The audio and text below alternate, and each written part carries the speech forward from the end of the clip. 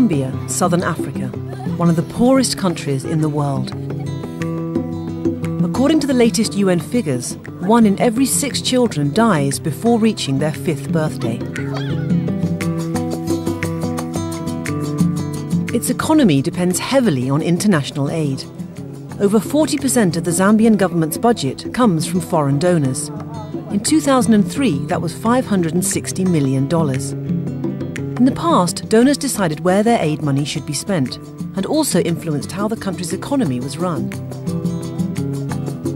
Now the Zambian government hopes that way of working may soon be a thing of the past. Life has been to investigate.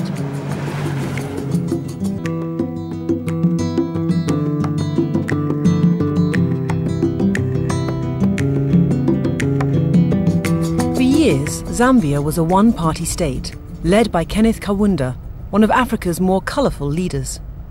His particular blend of Christianity and socialism did little to promote Zambia's image as a modern nation.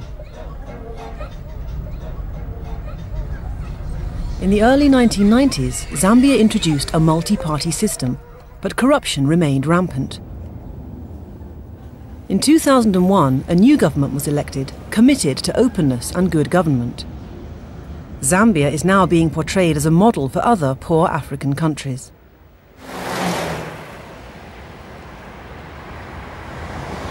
The government is arguing it should be in control of dispersing all international development aid. The days of individual donors funding individual projects should be a thing of the past. The government says it must take control of spending plans if it's to stand any chance of cutting poverty. If you look at some of the East Asian countries and how they've managed to come out of the poverty that they've also found themselves in about the same time that Zambia was becoming independent. Some of the factors that have helped them is this ownership question, is this idea that they own their own problems, they understand what is it that they need to do, and that when that aid come in, it's coming in behind a homegrown strategies, it's coming in behind ideas that people of the country itself feel would work for them. Aid works best when it's behind this ownership, when there is that commitment, when there is that capacity to be able to do what is it that it needs to grow an economy. In the 1990s, aid funding for Zambia was badly coordinated. Donors failed to work together, there was no systematic approach, and the government had to deal with at least a dozen country donors separately. Plus, each individual donor had strict accountability requirements, which clogged up Zambia's civil service even more. In recent years, the system has become more streamlined.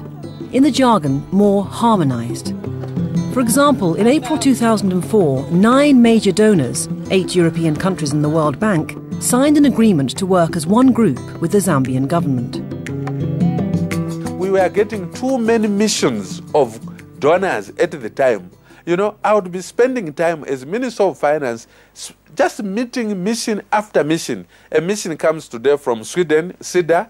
Tomorrow a mission comes from USAID. The day after a mission comes from JICA.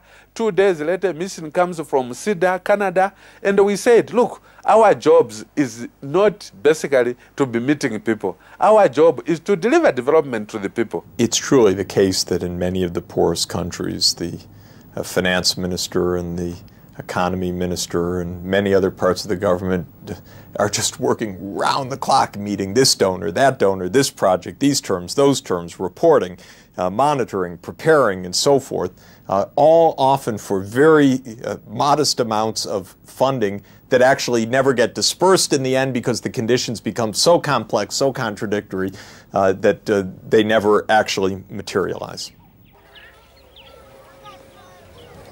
Also, the amount of aid Zambia has received over the years has yo-yoed up and down. In 1999, it was $623 million. In 2000, it went up to $795 million. But in 2002, it was back down, this time to $641 million. The volatility of aid flows made it difficult for the Zambian government to plan